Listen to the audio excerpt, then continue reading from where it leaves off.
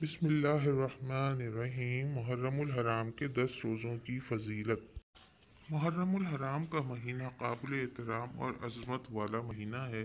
اس میں 10 محرم کے روزے کی بڑی فضیلت وارد ہوئی ہے۔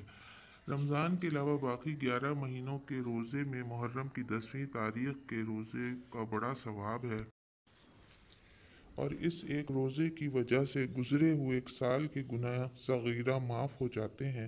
اس کے ساتھ 9ویں یا 11ویں تاریخ کا روزہ رکھنا بھی مستحب ہے، اور یوم عاشورہ کے علاوہ اس پورے مہینے میں بھی روزے رکھنے کی فضیلت احادیث میں وارد ہوئی ہیں، اور آپ صلی اللہ علیہ وسلم نے ماہ محرم میں روزہ رکھنے کی ترغیب دی ہے۔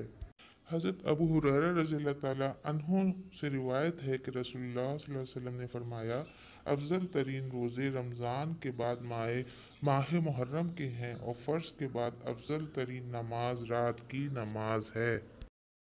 اسی طرح عبداللہ بن عباس رضی اللہ تعالیٰ عنہما سے روایت ہے کہ آپ صلی اللہ علیہ وسلم نے فرمایا، جو شخص یوم عرفہ کا روزہ رکھے گا تو اس کے 2 سال کے صغیرہ گناہوں کا کفارہ ہو جائے گا، اور جو شخص محرم کے مہینے میں ایک روزہ رکھے گا اس کو ہر روزے کے بدلے میں 30 روزوں کا ثواب ملے گا۔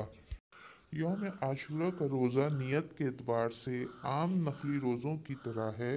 رمضان کے علاوہ باقی 11 مہینوں کے روزوں میں اس روزے کا ثواب بہت زیادہ ہے، اور اس ایک روزے کی وجہ سے گزرے ہوئے ایک سال کے گناہ صغیرہ معاف ہو جاتے ہیں۔